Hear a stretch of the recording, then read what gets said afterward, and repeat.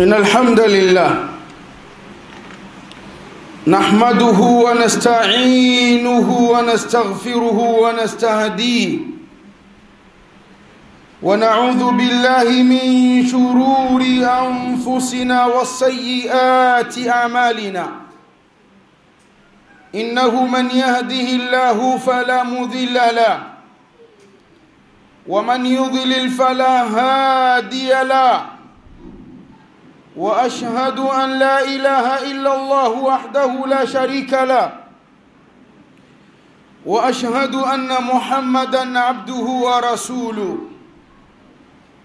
يا أيها الذين آمنوا اتقوا الله حق تقاته ولا تموتن إلا وأنتم مسلمون يا أيها الناس اتقوا ربكم الذي خلقكم من نفس واحدة وخلق منها زوجها وبث منهما رجالا كثيرا ونساء واتقوا الله الذي تساءلون به والأرحام إن الله كان عليكم رقيبا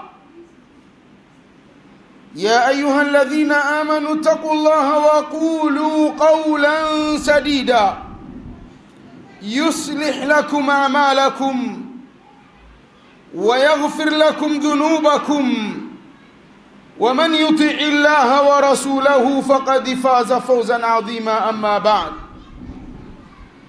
فإن أصدق الحديث كتاب الله تعالى وخير الهدي هدي محمد صلى الله عليه وآله وسلم وشر الأمور محدثاتها وكل محدثة بدعة وكل بدعة ضلالة وكل ضلالة في النار أحبة في الله أولا نوصيكم ونفسي بتقوى الله سبحانه وتعالى وطاعته لأنه فاز المتقون. ndugu zangu katika iman, ninakuhusiani kadhalika naihusia nafsi yangu juu ya kumcha Allah tabaraka wa taala. Enyi waja, tumcheni Allah mtukufu kwa kutenda yaliyo mazuri na kujiweka mbali na yote yaliyo mabaya. Bali tutambue na tuelewe kumcha Allah tabaraka wa taala kwa kutenda yalo mema na kujiweka mbali na mabaya ni miongoni mwa sababu zinazomsababisha mwanadamu awe ni mwenye kufanikiwa kwa kupata utukufu utokao kwa Allah tabaraka wa taala katika maisha haya ya dunia, kadhalika kesho yaumul qiyama. Ndugu zangu, hotuba yangu katika siku ya leo itakuwa ikikumbushia umuhimu wa malezi mema kwa watoto. Ni kwa nini ndugu zangu hotuba yangu nimeonelea leo tukumbushane juu ya hili? Sababu kubwa ziko mbili. Kwanza, kukengeuka sana watoto katika kuwa na tabia bora, tabia njema mbele ya wazazi wao, kadhalika wanajamii wanaoishi nao. Lakini pili, msimu tulionao, watoto wana likizo ya robo tatu ya mwaka. Tunao majumbani, tunao katika majumba ya ibada. Ni vizuri pia na wao, hususan wale ambao akili zao tayari zimeanza nyenyuka, zinaelewa kidogo kidogo, inawezekana ikawa ni sababu ya kuokota mawili matatu ambayo ni msaada kwao. Ndugu zangu wazazi, tutambue na tuelewe, inna min akbari al-amanati wa a'dhami al-mas'uliyati, hakika ya miongoni mwa amana kubwa na mas'uli makubwa ambayo Allah tabaraka wa taala ameyaweka kwa wazazi ni malezi kwa watoto. Allah tabaraka wa taala anawakumbusha wazazi, anamkumbusha baba, anamkumbusha mama ndani ya kitabu chake kitukufu suratu Tahrim aya ya 6. Kama wewe Allah amekujalia kuwa ni baba au ni mama, tambua maneno haya ya Allah tabaraka wa taala yanakuhusu. Allah mtukufu anasema, ya ayuha alladhina amanu qu anfusakum wa ahlikum nara, enyi ambao mmeamini, mlioikiri imani ndani ya nyoyo zenu na mkaitamka katika vinywa vyenu, bali viungo vyenu vikasadikisha yale ambayo moyo umeyakiri na mdomo umeyatamka, kwa kuitendea kwa haki taa ya Allah tabaraka wa taala. Allah mtukufu anakumbusha, anasema, qu anfusakum wa ahlikum nara, ziokoeni nafsi zenu na nafsi za watu wenu kutokana na moto wa jahannam, kutokana na moto uunguzao. Allah mtukufu anausifu, anaueleza moto huu akisema, waquduha an-nasu wal hijara, moto ambao kuni zake ni watu na mawe. Huu moto ni moto wa ajabu. Tumezoea sisi tunachukua kuni, tunachukua mkaa, unapatikana moto, lakini moto wa jahannam kuni zake ni watu na mawe. Halafu moto wenyewe Allah tabaraka wa taala anaueleza, anasema, alaiha malaikatun ghiladhun shidadun la ya'suna Allaha ma amarahum wa yaf'aluna ma yu'marun. Ni moto wenye ulinzi, umezungurukwa na walinzi walio madhubuti, wasio na mchezo hata kidogo na yule ambaye moto huu umemwajibikia. Malaika hawa si sawa na askari unaowajua wewe, ukimpa hongo anaweza akakuachia akakuweka huru, au akapindisha akakupa visivyostahiki. Walinzi wa moto wa jahannam Allah tabaraka wa taala anawasifu, anawaeleza, alaiha malaikatun ghiladhun shidadun la ya'suna Allaha ma amarahum wa yaf'aluna ma yu'marun. Daiman, siku zote hawamuasi Allah tabaraka wa taala kwa amri zilizotoka kwa Mola wao. Maadamu moto umemwajibikia mtu, ametoswa ndani yake, amewekwa yeye kulinda, ahakikishe mtu huyo hatoki, hawezi kutoa nafasi hata ya robo sekunde mtu aweze kutoka katika moto ule. Siku zote wao husimamia yale walioamrishwa na Allah tabaraka wa taala. Hawa ni walinzi wa moto wa jahannam, na huu ndio moto wa jahannam ambao Allah tabaraka wa taala anawataka walezi waziokoe nafsi zao na nafsi za watu wa familia zao, watoto wao wanaowalea kutokana na moto huu. Ndugu zangu, Ali ibn Abi Talib, radhi za Allah tabaraka wa taala, anasema juu ya wazazi, adibuhum wa allimuhumul khaira. Maneno haya ya Allah tabaraka wa taala yanayowaambia wazazi waziokoe nafsi zao kutokana na moto ambao kuni zake ni watu na mawe. Ali ibn Abi Talib anawaambia maana halisi ya maneno ya Allah tabaraka wa taala katika kuwaokoa watoto wenu ni ninyi wazazi kuwaadabisha watoto wenu, kuwafundisha watoto wenu, kuwaongoza watoto wenu na kuwaelekeza mambo ya kheri na kuwazuia wasifanye mambo ya shari. Hivi ndivyo wanavyofahamu watu wa kheri, wema walioishi kabla yetu baada ya kuisoma Qur'ani tukufu ya Allah tabaraka wa taala. Wewe jiulize ndugu yangu katika imani, ambaye Allah tabaraka wa taala amekupa masulia ya watoto. Tayari unamiliki mtoto mmoja, unamiliki watoto wawili watatu.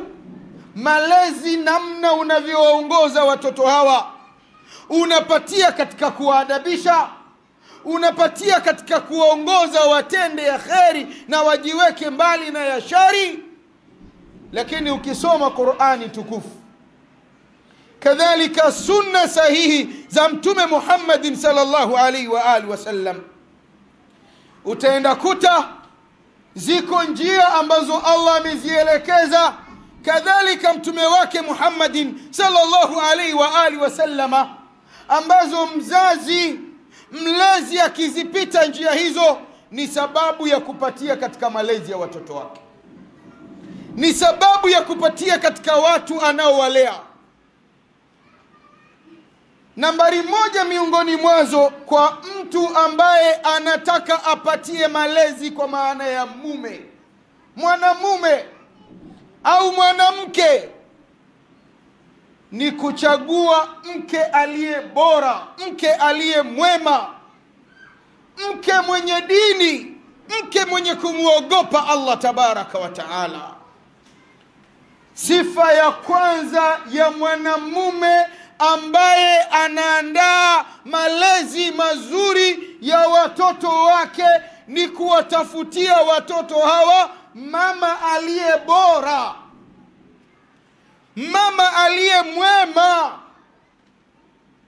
Ndani ya Sahih Bukhari na Muslim, riwaya itokayo kwa Abu Huraira, radhi za Allah tabaraka wa taala ziwe pamoja naye, Mtume Muhammad sallallahu alaihi wa alihi wasallama anawaambia wanamume wanaotaka kuoa, tunkahul mar'ati li arba'in, mwanamke anaolewa kwa sifa kuu 4. Nambari moja kati ya hizo, limaliha, anaolewa kwa sifa ya mali yake. Nambari 2, walihasabiha, anaolewa kwa sifa ya cheo kizuri kikubwa alicho nacho. Nambari 3 kati ya sifa hizo, walijimaliha, anaolewa kwa uzuri alionao. Halafu Mtume sallallahu alaihi wa alihi wasallama akaisema sifa ya 4, walidiniha, na mwanamke anaolewa kwa dini yake. Akakazia Mtume sallallahu alaihi wa alihi wasallama kwenye sifa ya 4 dhidi ya sifa 3, fadhfar bidhati dini tarbati yadaka. Wewe mwanamume unayetafuta mke ambaye ataja kuletea watoto, akakusaidia watoto kupata malezi yaliyo bora, chagua mwanamke mwenye dini. Ukimkosa, mikono yako imeangamia katika kuchagua. Waweza muoa mtu kwa mali alionayo, ndiyo sababu iliyopelekea umpende, lakini siku moja akafilisika, mapenzi yako kwake hayatokuwepo. Waweza muoa mwanamke kwa cheo alichonacho, siku moja akaporomoka akakikosa, kwa sababu ulimuoa kwa sababu ya cheo, mapenzi yataondoka. Inawezekana ukamuoa mwanamke kwa sababu ya uzuri ya urembo alionao, lakini uzuri unachuja kwa sababu nyingi. Miongoni mwa sababu ni kila mtu anavyozidi kukua, uzuri unaporomoka. Hususan mwanamke anavyozaa, ule uimara wa afya yake kabla ya kuwa na mtoto mmoja si uimara ambao anakuwa nao baada ya kuzaa mtoto mmoja, watoto wawili na kuendelea. Yawezekana pia ikaja mtihani wa Allah tabaraka wa taala, Allah akaleta maradhi, akaleta ajali, ikaondosha baadhi ya viungo vya mwanamke huyu, kama ambavyo tunaona inatokea katika maisha yetu. Uzuri wake wote unaondoka kwa sababu ulimuoa kwa uzuri. Maana yake sasa nafsi yako itaanza kuwa na chuki naye. Lakini aliyeoa mwanamke kwa sababu ya dini hukaa katika nafsi ya mtu, ikaenea katika maungo ya mtu, ikawa maisha ya mtu huyo, maisha yake ni dini. Itaondoka siku ambayo mtu huyu roho yake inafarakana na kiwiliwili chake, Ndio sababu Mtume Muhammadin sallallahu alaihi wa alihi wasallama akasema ad-dunya kulluha mata'un. Jama, dunia yote kwa mwanadamu ni starehe, dunia yote kwa mwanamume ni starehe. Wa khairu mata'iha almar'atu salihah, lakini bora na khari ya starehe ya dunia ni mwanamume kupata mke aliye bora. Ma hiya almar'atu salihah, ni yupi mwanamke aliye bora? Mwanamke aliye bora ni yule ambaye anachunga, analinda, anasimamisha haki za Allah tabaraka wa taala, anatenda kwa uwajibu yote yanayomhusu Mtume Muhammadin sallallahu alaihi wa alihi wasallam, anasimamisha na kulinda haki za mume wake. Huyu ni mwanamke bora. Hawi mwanamke katika sifa ya namna hii, ila ni mwanamke mwenye dini. Ukifanikiwa chagua mwanamke mwenye dini, hakika wewe umeandaa maandalizi bora ya kulea watoto wako. Wanawake nao wakaambiwa wakati wanataka tafuta watoto waweze patia katika malezi ya watoto hao kutokana na waume watakao waoa, wanaambiwa wao si wao, wanaambiwa wazazi wao, wanaambiwa wasimamizi wao, idha atakum man tardawna dinahu wa khulqahu fazawijuhu. Pindi atakapokuijieni ninyi watu wa nyumbani, wewe baba, mama, mlezi, familia, akaja mtu kwenu kuposa binti yenu fulani, kijana huyo mkaridhishwa na tabia yake, mkaridhishwa na dini yake, muozesheni. Hakuna sababu ya kumkataa, hakuna sababu ya kumzuilia. Unakubali kupokea posa ya mtu ambaye ni mlevi, anashinda baa na lala baa kwa sababu tu ana pesa.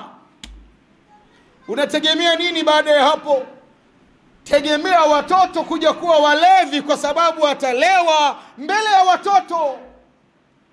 Unakubali posa ya mtu ambaye muda wote anadanga na mirungi, anavuta bangi, anakula mapariki na matambuna yanayofanana na hayo katika mikhadarati, pasina kificho kwa uwazi, kwa sababu ya pesa alionayo.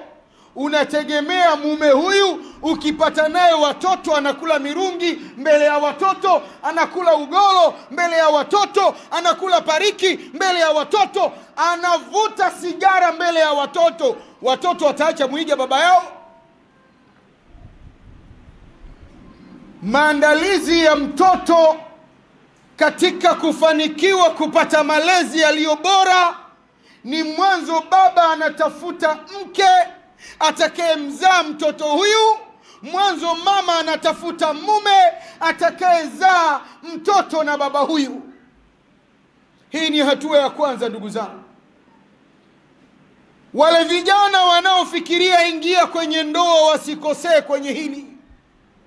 Watafute wake walio wema, bali watafute waume walio wema ambao wakipata nao watoto wataweza saidiana pamoja, simama kuwaelekeza watoto hawa katika yale anayoyaridhia Allah tabaraka wa taala, kadhalika kuyapenda. Ndugu zangu, hatua ya pili inayomsaidia mtu kupatia malezi kwa watoto wake ni al-ikhlasu lillahi fi tarbiyati al-awlad. Kuitakasa nafsi ya mja, nafsi ya mzazi, mlezi, kwa ajili ya Allah tabaraka wa taala. Ale mtu mtoto akijua na kuelewa ndani yake anapata malipo kwa Allah tabaraka wa taala.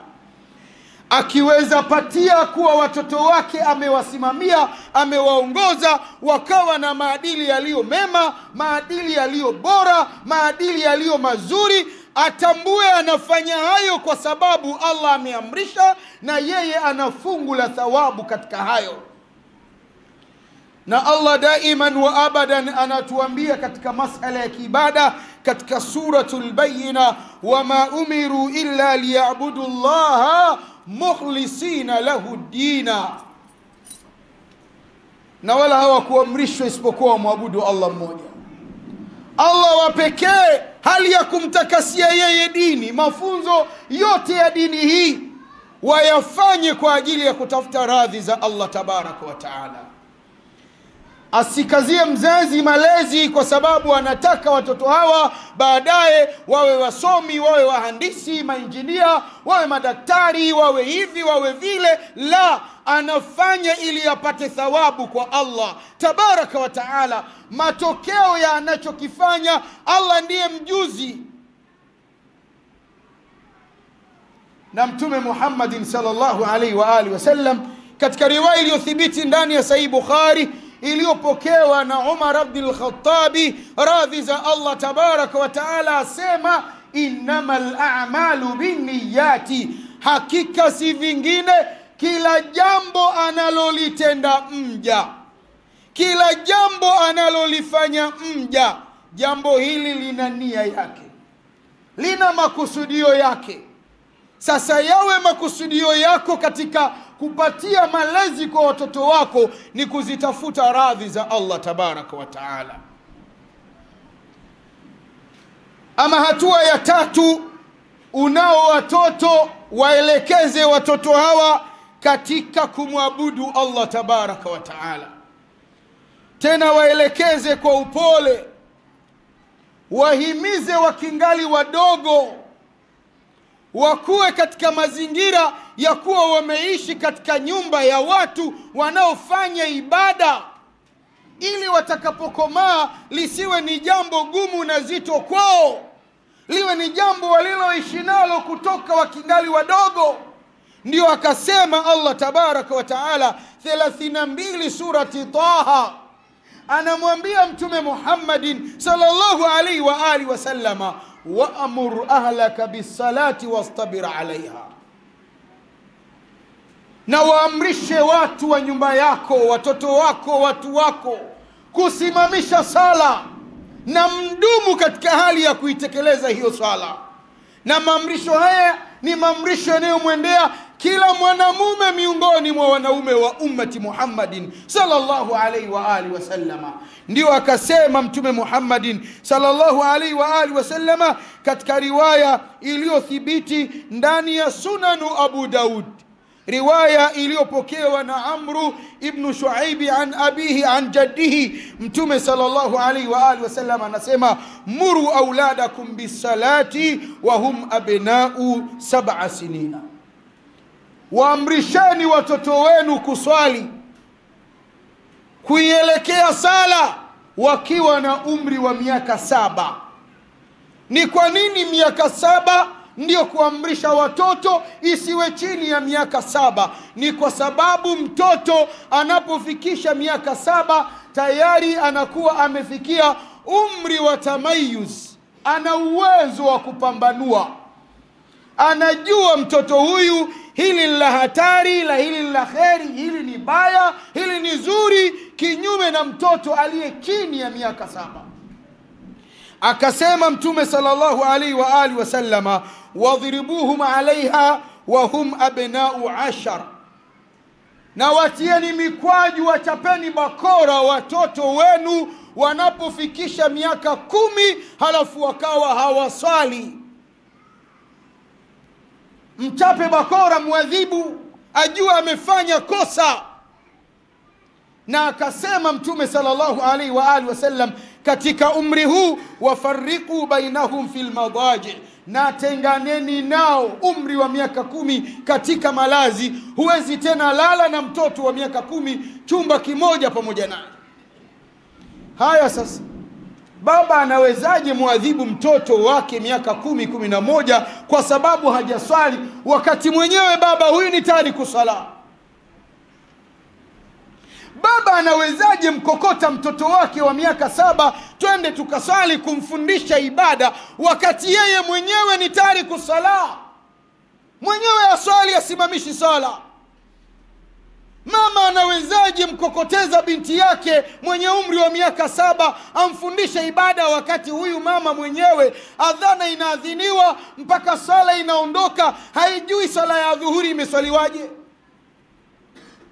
Anawezaje kuja muadhibu binti yake wa miaka 10 kwa sababu hajaswali? Maana yake ukitaka patia malezi kwa watoto wako, kabla hujawasimamia waelekeze katika ibada, wewe mwenyewe uwe ni kiranja wa hizo ibada, uwe ni kiongozi kwa hiyo ibada, uwe ni model wa huyo mtoto ambaye wewe unamlea. Unapomwambia kusali, akikutazama wewe ni mswaliji. Unapomwambia kufunga, akikutazama wewe unafunga. Unapomwambia kutoa sadaka, akikutazama wewe ni mtoaji wa sadaka na yanayofanana na haya. Hatua ya 3 ndugu zangu ni tajnibuhum almuharramati walmunkarati, ni kuwaepusha watoto. Mtu yeyote anayeweza patia malezi kwa watoto wake ni yule anayewasimamia watoto wake katika kuwaepusha, kuwaweka mbali na mambo ya haramu, mambo yanayomchukiza Allah tabaraka wa taala. Simama mbele ya mtoto wako kuhakikisha kile ambacho Allah amekiharamisha mtoto hakifanyi. Muelekeze, mfundishe. Mnasihi mwema katika haya ni Mtume Muhammad sallallahu alaihi wa alihi wasallama. Siku moja mjukuu wake Hasan ibn Ali, radhi za Allah tabaraka wa taala ziwe pamoja nao, alichukua tende iliyoletwa kwa Mtume sallallahu alaihi wa alihi wasallama ikiwa ni sadaka, akaitia katika kinywa chake, anataka kuila mtoto huyu. Mtume sallallahu alaihi wa alihi wasallama anamkaripia, anamwambia iteme, iteme, iteme, na mwisho anamwambia ama sha'arta anna alla naakulu sadaqa, hujui, hutambue kwamba sisi hatuli sadaka. Banu Hashim alu baiti rasulillahi sallallahu alaihi wa alihi wasallama masharifu hawachukui sadaka, wanachukua zawadi. Sadaka kwetu sisi ni kitu alichokiharamisha Allah tabaraka wa taala. Mzazi wa leo wala hazingatii haya kwa mtoto wake. Aweza muona mtoto anavuta cha haramu, pengine mwenyewe ndio anamsaidia kuiendea haramu. Ndugu zangu, mazalia ya panyarodi, mazalia ya mabinti wenyewe mnasema wadangaji, vijana waovu wakabaji, wanaishi na wazazi wao, na muda mwingine ukiwaambia wazazi unagombana nao. Kwa nini unamfuata mtoto wangu? Kwa nini unampa sifa mbaya mtoto wangu? Kwa nini unamsingizia mtoto wangu? Sababu kubwa, mzazi huyu anaridhia mtoto wake anaenda kwenye panyarodi, anachoma viwembe watu bisbisi, anakuja na pesa, anakuja na vyakula, anakuja na nguo nyumbani, naye anaona furaha. Binti yake anaenda ziniwa huko, anahongwa, analeta chakula nyumbani, anaona furaha. Wallahi, zijitafiti nafsi za wazazi, ima wanamume au wanawake ambao mabinti zao wanaenda zini, wanazalishwa. Vijana wao wanaleta vitu vya haramu nyumbani, halafu wanavipokea na kuwaita majina ya watoto hao mama au baba. Wengine wameenda mbali zaidi, utasikia mtu anaitwa mzungu wangu, anamletea chumo la haramu nyumbani, ni mzungu kweli kweli. Hii hali ndugu zangu ni kuonesha kiasi kikubwa cha watu kukengeuka katika maadili. Lakini mzazi anaposimama kwenye kufanya ya halali, akajiweka mbali na ya haramu, akajiweka mbali na yanayomchukiza na kumghadhibisha Allah tabaraka wa taala, ataweza mzazi huyu kuwa kiranja kwa mtoto wake, kumzuia, kama ambavyo tunamuona Mtume Muhammadin sallallahu alaihi wa alihi wasallama anafanya kwa mjukuu wake. bali imethibiti katika masahaba wa Mtume Muhammadin sallallahu alaihi wa alihi wasallam, kila siku baada salati al-fajr, baada ya salamu ya imam, anachomoka msikitini, anarejea nyumbani. Mwisho Mtume Muhammadin sallallahu alaihi wa alihi wasallam anamuuliza, ni kipi kinachokukimbiza na sisi? Baada ya salamu tu haupo msikitini. Anamwambia, ya Rasulullah, nyumba yangu pembeni kuna jirani yangu Myahudi. Katika mpaka wa nyumba yangu na yake kuna mtende. Mtende huu usiku hudondosha tende upande wa nyumba yangu. Huwahi okota zile tende kabla ya watoto wangu hawajatoka nje, wasije kula vya haramu, na ziokota tende zile kuzirejesha kwa mwenyewe. Nani katika sisi leo mzazi anayezingatia haya kwa mtoto? Hawa ni masahaba wa Mtume Muhammadin sallallahu alaihi wa alihi wasallam. Hivi waliishi na walivyokazia na kusimamia malezi kwa watoto wao. Mtu anaona mtoto wake kula kokwa moja ya tende ya haramu katika mwili wake, ni dhima kubwa na ni jambo ambalo linaweza muangamiza yeye na mtoto wake kwa ujumla. Sisi tunazingatia yale ambayo tunayechuma, tunazingatia hata yale ambayo tunakula. Nani katika sisi ambaye yu nyumbani anakula chakula kimeletwa na mtoto, halafu alau akatafiti amekipataje mwanangu chakula hiki? Na muda mwingine najua ndio kwanza anatafuta kazi, kapataje? Maisha tunayoishi leo, mke hamuulizi mume umepata wapi riziki, wala mume hamuulizi mke amepata wapi riziki. Waweza mkuta mume anatoka asubuhi nyumbani hakuna kitu chochote alichoacha, ajioni anarudi anakuta meza imechafuka, kuna kila kitu, wala haulizi mke wangu umepata wapi. Yeye anabugia. Haya ndio maisha tunaishi. Watoto wakikengeuka kwa kula vya haramu, maana yake tunalaumu watoto, lakini kumbe wamekosa muongozo bora unaotoka kwa wazazi ambao ni walezi wao. Ndugu zangu katika imani, hatua ya 5 ili mzazi apatie malezi kwa mtoto wake, kwa watoto wake, ni mzazi huyu kuwa kiigo chema kwa hao watoto. Ni lazima mzazi yale ambayo anayasema yaonekane yanafanywa na viungo vyake. Huwezi mwambia mtoto wako sigara haramu halafu wewe unavuta sigara. Huwezi kumwambia mtoto wako zinani haramu halafu kesho kutwa unakuja kumuonesha, unamwambia huyu ni dada yako, huyu ni kaka yako, si unajua tena si wanaume tunateleza. Jana umemwambia zina haramu, leo unakuja kumuonesha dada yake au kaka yake wa nje ya ndoa. Mtoto atasikiliza maneno yako au atafuata matendo yako ambayo umemkabidhi dada kaka wa nje ya ndoa ambaye anaishi naye? Unatoka mtu anaenda anashinda baa kutwa nzima, ama unajua mimi sinywi pombe. Sawa, hunywi pombe, mtoto anakuona. Mtoto anakuwa na akili, anakutana na semi mbalimbali, anakutana mafundisho ya Mtume Muhammadin sallallahu alaihi wa alihi wasallama, man tashabbaha biqaumin fahuwa minhum. Yeyote mwenye kujifananisha na watu na yeye ni katika hao watu.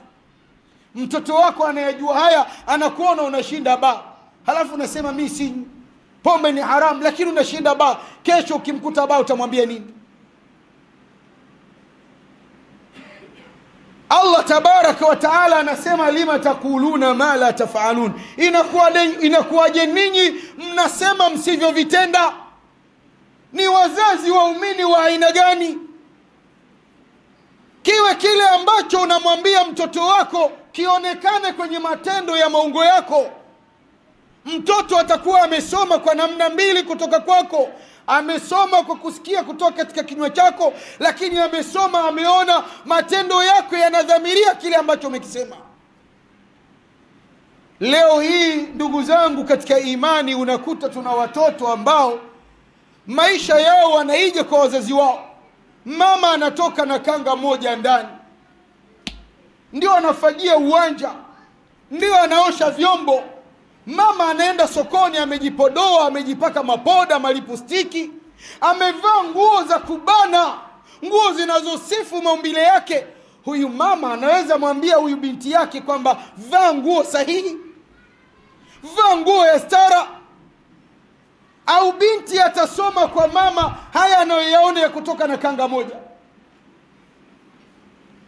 Baada ya hapo ni nini? Anatoka mwanamke na kanga moja, mwanamke aliyenona, anaenda kukutana na kijana mwenye njaa, kijana ambaye kinywa chake kina ubora wa kutiririsha maneno, utafikiri ana mtambo wa kumsifu mwanamke. Akiporomosha maneno 10, mwanamke ameshakwisha na kanga yake moja. Hii ndio sababu zinaa imekithiri kwenye majumba yetu. Ndio sababu mlango huu na mlango ule watu wanaziniana hivyo.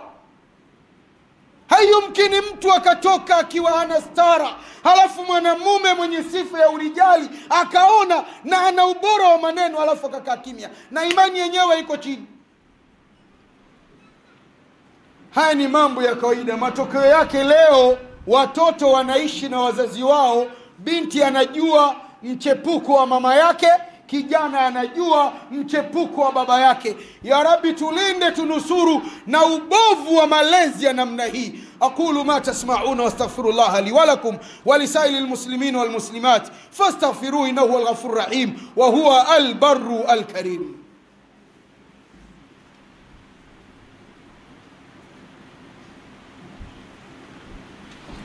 Alhamdulillahi rabbil alamin وبه نستعين على أمور الدنيا والدين والصلاة والسلام على أشرف الأنبياء وإمام المرسلين محمد صلى الله عليه وآله وسلم. وبعد، أحبة في الله، بمرة ثانية أوصيكم ونفسي بتقوى الله سبحانه وتعالى وطاعته. ndugu zangu katika imani, kwa mara ya pili nasisitiza, kadhalika naisisitiza nafsi yangu juu ya kumcha Allah tabaraka wa taala. Enyi waja, tumcheni Allah kwa kutenda yaliyo mema na kujiweka mbali kabisa na yote yaliyo mabaya. Kwa hakika kufaulu kwa mwanadamu katika maisha haya ya dunia, kadhalika kesho yaumul qiyama, ni mwanadamu huyu kujilazimisha kutenda yale ambayo Allah yaridhia na kujiweka mbali na yote ambayo Allah ayachukia na kuyaghadhibikia. Ndugu zangu, hutuba yetu inakumbusha umuhimu wa malezi kwa watoto, na tunakumbushana haya tukitambua na kuelewa watoto wetu wapo katika likizo ya robo 3 ya mwaka. Lakini tunakumbushana haya malezi kwa watoto tukijua na kutambua kuna mporomoko mkubwa, mmomonyoko mkubwa mno wa ubora wa adabu za watoto katika maisha ya dunia wanayoishi na wazazi wao na watu wanaowazidi umri katika makazi yao. Leo tuna ongezeko kubwa sana la watoto ambao hawana heshima na wazazi wao. Mtoto aweza simama mbele ya mzazi wake na akamshikia kiuno, anapima urefu wa suruali. Mtoto aweza mjibu mzazi wake vile anataka yeye, vile anajisikia yeye, pasina akili yake kumwambia aliyesimama mbele yake ambaye anamuelekezea hayo maneno ni mzazi wake. Lakini ukiangalia, ukitazama, ukitafiti, mara nyingine kama si mara nyingi, unakuta miongoni mwa sababu zilizopelekea mtoto kupata ujasiri wa adabu iliyo mbovu ya kiasi hicho ni malezi aliyolelewa na mzazi wake, ni malezi aliyokuzwa na mzazi wake, huyo baba yake, mama yake anayeishi naye. Ndo tumekuja tukikumbushana hatua ambazo mtu akizichukua huenda ikawa sababu ya kizazi chake, ya watoto wake, ya anaowalea kutengemaa tabia zao kwa mujibu wa Qur'ani na sunna ya Mtume Muhammadin sallallahu alaihi wa alihi wasallama. Hatua ya 6, ndugu zangu katika imani, ni ibaduhum an jilsa'i su'i. Jitahidi kuhakikisha unawatenga watoto wako, unawaweka mbali watoto wako, unawaepusha unaowalea na marafiki wabaya na wakaribu wabaya. Ukijua mtoto huyu mtaani ameshuhurika kwa tabia mbovu, hakikisha unamuona kijana wako, unamuona binti yako akitoka nyumbani anaenda shule, mweke chini, mwambie mwanangu, yule ni binadamu kama wewe, ni binti, ni kijana, lakini tazama tabia yake. Akiwa ana umri huo tu tayari kijana anatoga masikio, anavaa hereni, ameshuhurika ni mcheza kamari mkubwa. Msikilize, hawezi ongea maneno matatu, moja ni lazima tusi, tena tusi zito.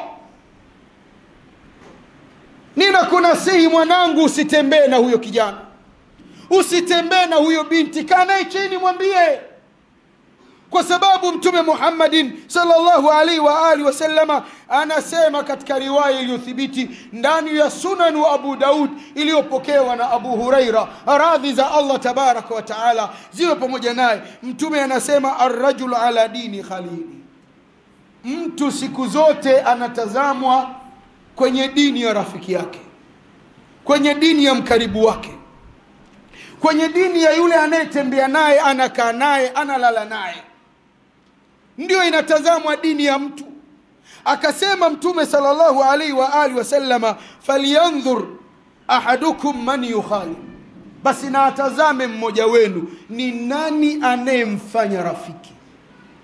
Atazame mmoja wenu ni nani ambaye anamfanya ni mkaribu wake, asije akakuambukiza tabia na adabu mbaya alizonazo zikaja kwako. Anasema Mtume sallallahu alaihi wa alihi wasallam katika riwaya, mathalul jalisi salih wa jalisi su'i kahamilil miski wa nafikhil kir, mfano wa kukaa na mtu mwema na mtu mbaya ni mfano wa kukaa na mfua vyuma na muuza mafuta uzuri.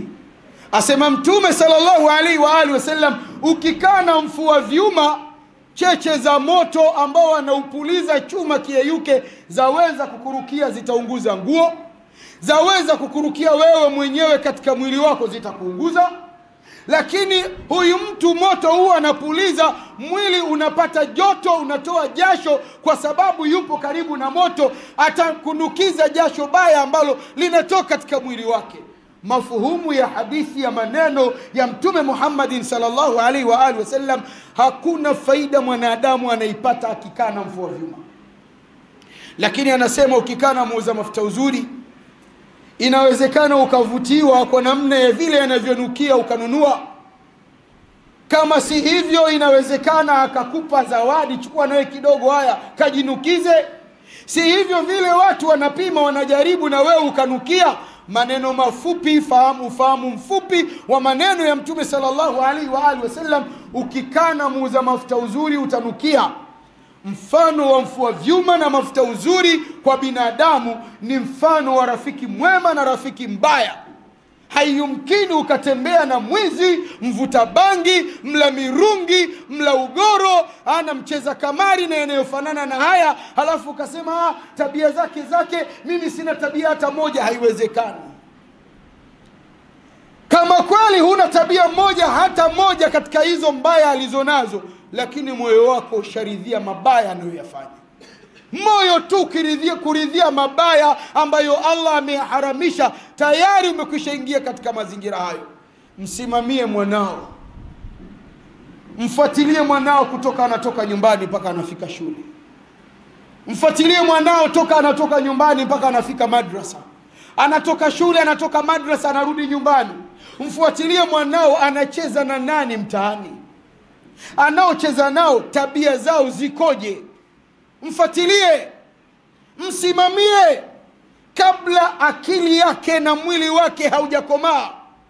Akishafika katika mazingira ya kukomaa akili na mwili, huwezi mbadilisha. Atakuwa na marafiki rundo, wanaosuka nywele, wanaotoga masikio, wanavaa nguo zao katikati ya makalio, mchana kuto wakiamka, wakishinda, wakilala ni ha, he, ye, yu, namna hiyo. Mtoto wako, nyumba ya mtu ambaye anafanya ibada, umeoa mke mwema, bongo flavor kama imetoka huko inakozalishwa, imekuja ndani ya nyumba yako. kwa sababu hukuwa makini mtoto anaenda wapi, anatembea na nani. Hatua ya 7 ndugu zangu katika imani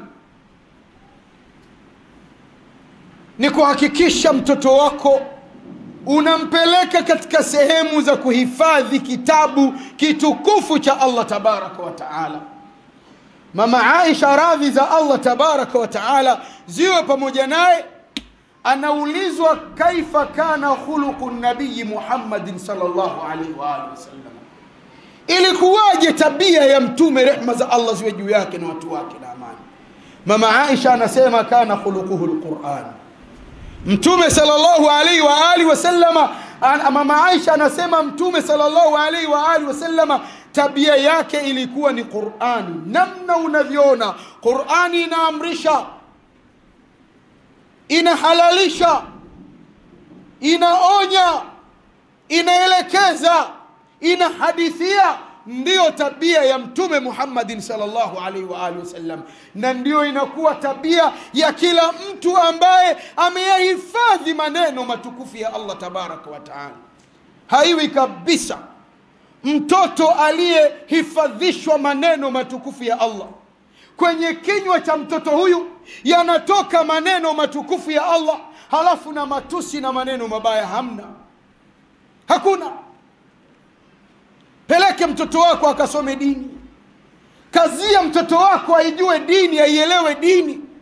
Ubora wa mtoto, ubora wa Muislamu, ubora wa mwanadamu aliyemwamini Allah ni kukijua kitabu kitukufu cha Allah tabaraka wa taala. Ni maneno ya mtume Muhammad sallallahu alaihi wa alihi wasallam, riwaya iliyopokewa na Uthman ibn Affan ndani ya Bukhari na Muslim, khairukum man ta'allama alqur'ana wa 'allama, mbora wenu ni yule ambaye amejifundisha Qur'ani kisha na yeye akaifundisha kwa watu. Hakikisha unamsimamia mwanao aingie katika halaka za kuhifadhi Qur'ani, aiweke kichwani Qur'ani, kama si yote alau nusu yake alau robo yake. Mtoto tangu anafikisha miaka 3 mpaka umri wake unafika miaka 18, alau kwa uchache ana nusu ya Qur'ani nzima, juzuu 15. Amekosa alau juzuu 7.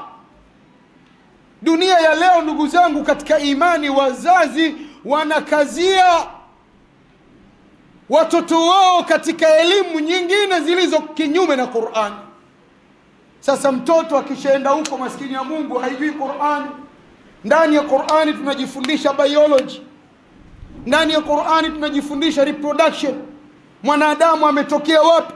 Anaenda huko anafundishwa mwanadamu nyani, anakuja kuona hata baba yake nyani tu, kenge mkubwa kabisa. Ndio maana anaweza simama mbele yako akasema lolote.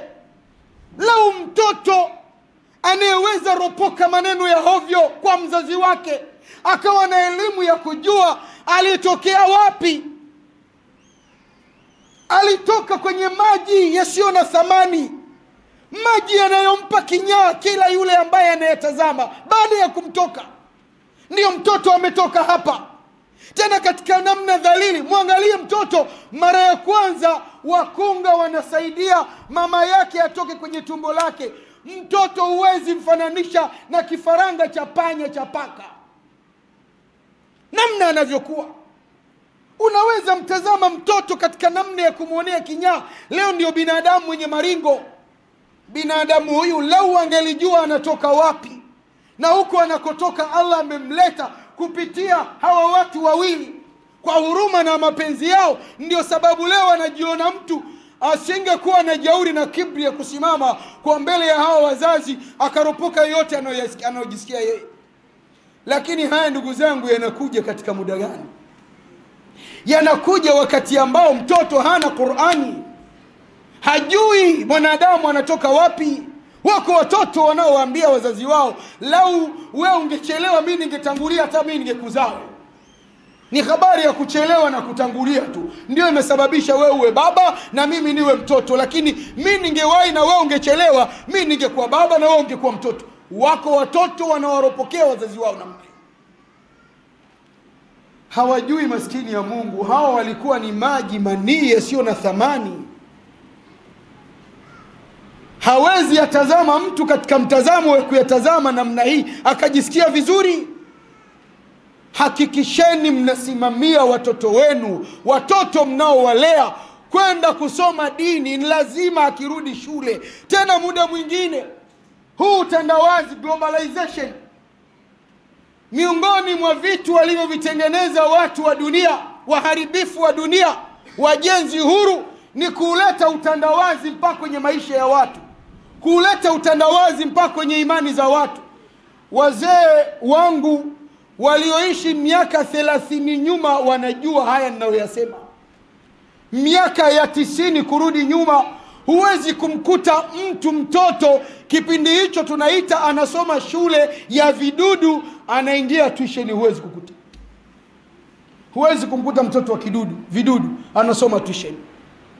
Huwezi kumkuta leo mtoto, nyinyi mnasema chekechea, nasari, anasoma tuition. Leo mtoto wa nasari akitoka nyumbani saa 1 katoka nyumbani, anarudi nyumbani saa 12 jioni. Mtoto ana tuition, vidudu, chekechea na tuition. Ni wajenzi huru, hawataki huyu mtoto akawa karibu na wazazi wake, kwa sababu wazazi wana imani. Wanataka wamharibu akose imani. Matokeo yake huyu mtoto hawezi kupata elimu ya dini, kwa sababu muda anarudi akili yake imeshakuwa ni reject, imekuwa ni masalia. Huwezi kumfundisha Qur'ani. Mtoto ana usingizi, amechoka. Haya, akianza darasa la kwanza, kuna mazingira yanakuja darasa la mitihani. Darasa la mitihani akitoka 12 asubuhi, 12 jioni mpaka saa 1 ndio anarudi nyumbani. Dunia ya leo tunafundisha watoto kwenye madrasa zetu hizi, ukiweza fanikiwa kukaa naye ni amefika darasa la 7. Akishahitimu darasa la 7 mtoto umuoni. Mzazi anakuambia anaenda kwenye elimu ya juu sasa. Hana muda tena, mtoto wangu yuko form 1 masomo mengi. Na mimi nataka mtoto awe waziri. Nataka mtoto awe raisi. Nataka mtoto awe mbunge. Nataka mtoto awe hivi na vile. Kila mmoja lengo lake, target yake ni hii. Watazame hao unaovitaka hivyo vyeo, watazame hali zao, zitazame tabia zao. Si wewe unalalamika maisha magumu, hali ngumu, inatokana nini? Si dunia leo inasema kuna watu mafisadi? Dunia leo inasema kuna watu wala rushwa? Dunia leo inasema kuna viongozi majizi? Anawezaje mtu kuwa mla rushwa, kuwa fisadi, kama ana Qur'ani katika kichwa chake, katika moyo wake? Anawezaje kupokea rushwa wakati Qur'ani inamuharamisha kupokea rushwa? Haimuharamishi tu, inamwambia kula rushwa, kupokea rushwa kwa namna ya aina yoyote ile ni jambo linalompelekea mwanadamu kulaniwa na Allah tabaraka wa taala. Mtu mwenye imani yake, mwenye Qur'ani yake, vipi anaweza kufanya kitu cha laana? Sasa mtoto ameshafinyangwa huko. Tunampata mtoto sisi hapa kwenye muda, yani muda wa msongamano wa kumlazimisha, akili imechoka, na bahati mbaya mzazi aende mtoto madrasa asiende wala azingatii, lakini mtoto huyo anakula mikwaju akiacha kwenda shule. Hakikisheni mnasimamia watoto wenu kukisoma kitabu cha Allah tabaraka wa taala. Nambari 1 ni faida kwao, ni kumjua Mola wao, ni kutengemaa tabia yao. Ikitengemaa tabia yao, siku ukifa atakuombea dua. Ni jambo la ajabu sana leo mzazi anaweza alika ustadhi, imamu, shekhe nyumbani kwake kumwombea dua baba yake. Ni jambo la ajabu sana. Zikamtoka pesa na kila kitu, anasubiria siku fulani mpaka siku fulani, mwezi fulani mpaka fulani, wakati dua kwa mzazi wako ni kila siku, kila sala. Nani anayajua haya wakati Qur'ani haipo katika kichwa cha mtu? Mtoto wako kuijua Qur'ani, miongoni mwa faida si kuwa tu tabia yake itakuwa bora, lakini wewe utapata fursa ya kuombewa na yeye muda wote, karibia kila siku. Hatua ya 7 ndugu zangu katika imani ni himayatul abnai min wasaili al-i'lami as-sayyi'ah. Ni kuwalinda watoto. Mlezi ili afanikiwe, malezi kwa watoto wake ni kuwalinda watoto wake, kuwalinda anaowalea na vyombo vya habari ambavyo vinaonesha maadili mabovu, mabaya. unatumia pesa yako wewe kwenda kununua TV ukaileta nyumbani kwako, halafu TV ikawa na vipindi. Leo unamkuta baba mama ndio viranja wa kujua ratiba za zile filamu zinazooneshwa. Filamu zile zinaoneshwa, unamkuta mtu amevaa kitop, amevaa kipensi mwanamke, halafu anatongozwa na anakubali kutongozeka, mpaka wanakubaliana, huyu mtoto unamfunza nini baba yangu? Unamfunza nini mwanao we mlezi wewe? Zimepita tamthilia ambazo zimeharibu akili za watu kina Isidingo. Zimepita tamthilia zilizoharibu akili za watu kina Sultana. Sasa zimekuja tamthilia za Kituruki, akili za watu. Hakuna, kila mmoja hayuko tayari hata muda wa kufanya adhkari, anakuambia kwanza nafuatilia filamu. Wewe Muislamu uliyemwamini Allah tabaraka wa taala, Qur'ani mbele ya mikono yako, hadithi za Mtume sallallahu alaihi wa alihi wasallam zi mbele yako, una muda wewe wa kukaa unaangalia mafilamu ya uongo ambayo ndani yake yamejaa maadili mabaya, maadili maovu. Watoto wametengenezewa katuni. Ndani ya katuni unakuta mwanamume anamuoa mwanamume mwenzake. Haya ni mambo ndugu zangu watoto hao wanayashuhudia. Baba wala mama hajui, na bahati mbaya hatuna limiti nao. Inawezekana mtoto anaamka mpaka usiku analala, yuko na TV tu. Ukimwambia kamwage uchafu, kafanye hivi, kafanye hivi, akirudi yuko na TV tu. Mtoto akitoka shule akifika kwenye TV tu. Akitoka madrasa akirudi kwenye TV tu. Ni kwa sababu baba mwenyewe, mama ndio mazingira yao haya. Ndugu zangu, matelevisheni haya na mavipindi yanayoendeshwa, faida kwa watu waliomwamini Allah katika 100%, isipokuwa inawezekana ni 0.00000. Hakuna faida ya vipindi vingi vinavyooneshwa na televisheni zetu zaidi ya upotofu wa maadili kwetu sisi watu wazima, lakini kwa watoto wetu tunaowalea. Nenda kachunguzi. Kuna watu wengi sana wamekuwa ni mabingwa wa kutongoza, ni kwa sababu wameangalia musalsalati. Wengine wanaita series. Unaweza kumkuta mtu na series yake muda wote, akili imeharibika na series, inatoka hii na kwenda hii na kwenda hii na kwenda hii. Muislamu ni baba ni mama na watoto, ana series anafuatilia. Muulize huyu mfululizo wa siku 3 kama aliweza kusoma Qur'ani akamaliza juzuu 3. Lakini series kila siku anakwenda nayo, na mtu muda mwingine anajishebedua kabisa mbele za watu. Unajua muda wangu umefika kwenda kuangalia tamthilia. Inna lillahi wa inna ilaihi raji'un. Kuna watu wanasali sala 5, series haziwapiti.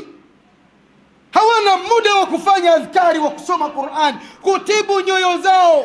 Muda wa kutazama series wanao.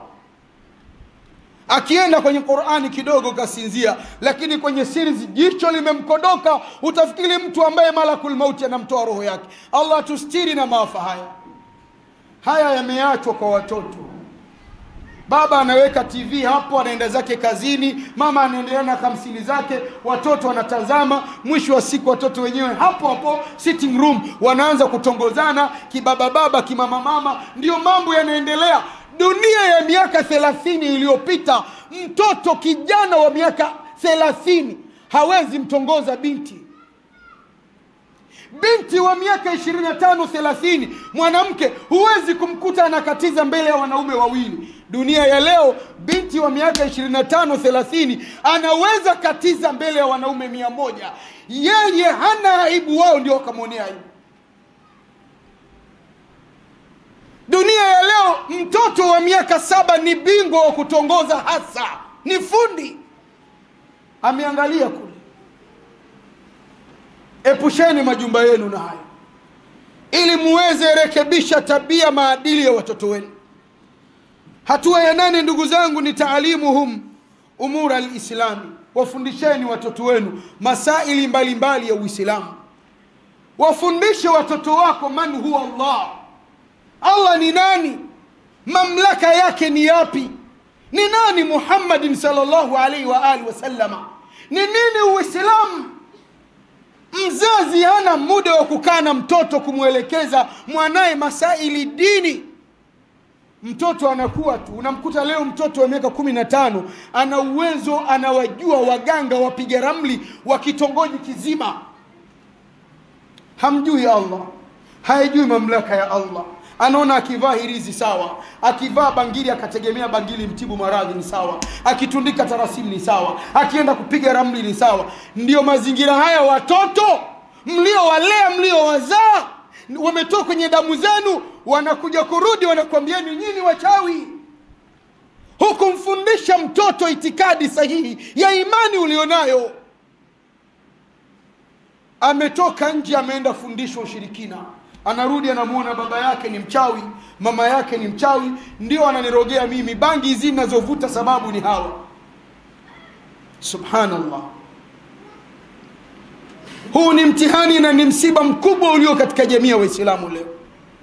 Hakikishani mnawafunza watoto wenu Uislamu, wamjue Allah, wamjue Mtume Muhammad sallallahu alaihi wa alihi wasallam, waijue dini ya Uislamu. Wafundishani watoto wenu kuwa Uislamu unawataka kuwa ni wanajamii wenye adabu. Wasiwe na adabu kwako wewe tu, baba yake, mama yake. Wawe na adabu kwa kila mtu anayewazidi umri mtaani. Wawe na heshima kwa kila mwanadamu, mwanajamii wanaishi naye. Mwelekeze mtoto namna njema ya kuongea na watu, namna njema ya kutembea, namna njema ya kula, namna njema ya kuvaa, namna njema ya kulala na yanayofanana na haya. Kaa chini na mtoto wako. Wazee wetu zamani tunawaona wakuwa na elimu, lakini Allah tabaraka wa taala aliwaongoza katika malezi. Chakula cha usiku lazima watu wale familia moja pamoja. Wakimaliza wanakwambia wanapiga stori za usiku, hadithi. Ndio baba anaanza kuleta masimulizi ya wazee wao, ya matukio yaliyopita nyuma. Watoto wanajengwa uimara, wanafundishwa skills za maisha. Watoto tulionao leo ndugu zangu kama matoi. Mtoto wa miaka 15 kuosha chombo hajui. Binti wa miaka 15 kusonga ugali wa robo kilo pengine ale mtu mmoja hajui. Lakini mama zetu zamani, baba zetu walifundisha mabinti zao, vijana wao skills za maisha.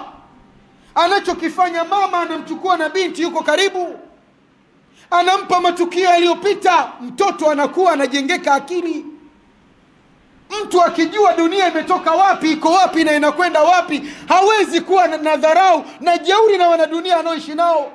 Lakini kwa sababu yupo haijui dunia imetoka wapi, iko wapi na inakwenda wapi, wala yeye hajijui anakwenda wapi. Lakini ndugu zangu katika imani, jambo jingine, wafundisheni watoto wenu, wasimamieni watoto wenu kuhakikisha wanalala mapema. Mtoto hana majukumu yoyote kwenye familia. Haombwi chumvi, haombwi mkaa, haambiwi leta sukari. Kitu gani kinachomfanya mpaka saa 6 usiku yu macho? Simamie mwanao walale mapema. Amekula, mmeongea naye dakika 2-3, unaona kiasi hiki nilichoongea naye kimetosha, mwambie nenda kalale. Baba anaingia kulala saa 3 usiku, amemwacha mtoto nje, hajajua mtoto amelala saa ngapi, mpaka saa 7 usiku ndio mtoto anakuja kulala. Mtoto amekuwa ni bosi wa wazazi. Mtoto amekuwa ni bosi wa wazazi. Tena muda mwingine anakuwa ametoka nje kabisa, ndio anarudi na baba mama ndio wanatoka kumfungulia. Subhanallah. Jambo la mwisho ndugu zangu, unaweza ukazichukua hatua zote hizi ukapatia katika malezi ya 100%. Umechagua mke mwema, umechagua mume mwema, ukayafanya yote kwa usahihi, lakini mtoto akawa na adabu mbaya. Tambua na elewa, kazi kubwa ya mzazi kwa mtoto wake ni hidayatul irshadi wa ta'lim. Mzazi anachomiliki yeye ni uongofu wa kumuongoza mtoto na kumfundisha, lakini uongofu wa kupatia, kuikamata hiyo elimu na kuifanyia kazi, akawa ni mwenye maadili yaliyo mazuri, hilo analimiliki Allah tabaraka wa taala. Innaka la tahdi man ahbabta walakinna Allah yahdi man yasha. Allah anamwambia Muhammad sallallahu alaihi wa alihi wasallam, Muhammad wewe huwezi muongoza huwezi mfanya akatengemaa tabia yake, itikadi yake yule unayempenda wewe. Allah peke yake ndiye mwenye kumuongoza, mwenye kumfanya atengemaa yule anayemtaka. Ndio sababu kwa muktadha huu unaweza kukuta vizazi vya mitume vilikuwa na uovu kinyume na mitume wenyewe. Kizazi cha Nabii Allah Nuh alayhi salam, kizazi cha Nabii Allah Lut alayhi salam, inawezekana ikajatokea kwa yeyote miongoni mwa wanadamu wanaoishi katika hii dunia. Mtu alishafanya jitihada zote ikamfikisha hapa, asivunjike moyo, alifanya jitihada yake yeye. Lakini yumkini mtoto huyu alichagua mwenyewe tangu akiwa katika tumbo la mzazi wake ataishi maisha ya uovu. Ewe Allah, ongoa, tengeneza tabia za watoto wa Kiislamu. Ewe Allah, tunakuomba wale watoto wote wenye muonekano na tabia iliyo mbaya warekebishe tabia zao ziwe nzuri. Na wazazi wote ya Rabbi wajaze elimu, wajue namna gani wanavyoweza walea watoto wao katika malezi ya kupatia, wakawa watoto hawa ni wema mbele yako na jamii ya Kiislamu ambayo wanaishi nayo. إن الله وملائكته يصلون على النبي يا أيها الذين آمنوا صلوا عليه وسلموا تسليما.